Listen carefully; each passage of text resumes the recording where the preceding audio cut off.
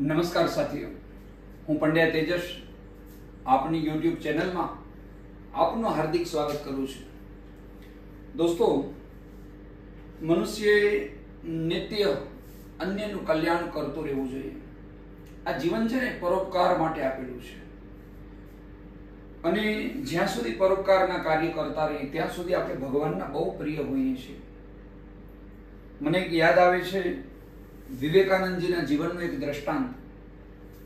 જ્યારે શિકાગોની ધર્મસભામાં વિવેકાનંદજીનું સંબોધન હતું, રામકૃષ્ણ પરમહંસજીને હાજરી નથી, પોતાના ગુરુના આશીર્વાદ લેવાના છે પણ ગુરુ હાજર નથી, તો ગુરુ મૈયા એટલે કે રામકૃષ્ણ પરમહંસના પત્ની શારદા દેવી એ ગુરુનું સ્વરૂપ છે અત્યારે એમના માટે, તો ગુરુ મૈયાના આશીર્વાદ લેવા માટે જાય. જ્યારે વિવેકાનંદજી શારદા દેવી મૈયાના આશીર્વાદ લેવા માટે જાય ત્યારે ચરણમાં પડીને કહ્યું કે માં, મને આશીર્વાદ આપો, મારો વિજય થાય.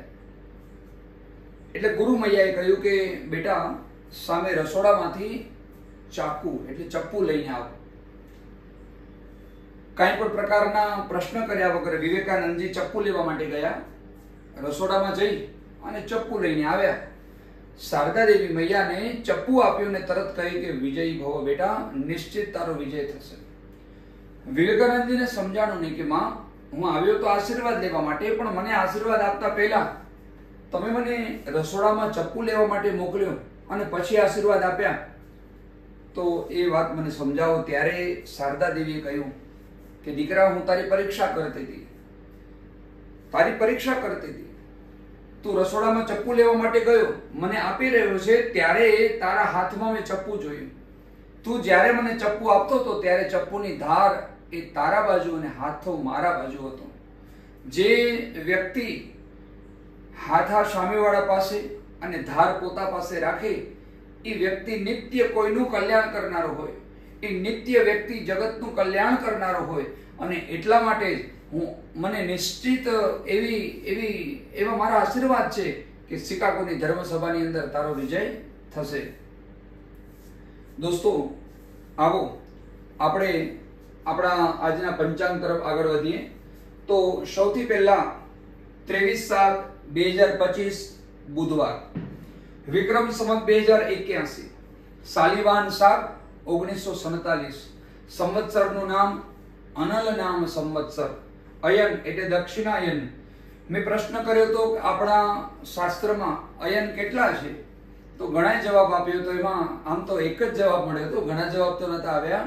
અમારા જિગ્નેશભાઈ રાજગોર, હા, સુરભી ગૌશાળાના સર્વે સર્વા અમારા જિગ્નેશભાઈએ ઉત્તરાયણ એવો જવાબ આપ્યો હતો, ઉત્તરાયણ અને દક્ષિણાયન.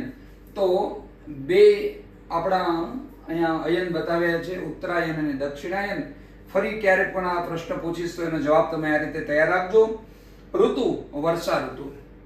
હવે આપણે આગળ વધીએ પંચાંગ તરફ. તો હિન્દુ માસ અષાઢ વદ, તિથિ તેરસ, સવારે 4:41 સુધી તેરસ તિથિ છે, 14 છે આખો દિવસ.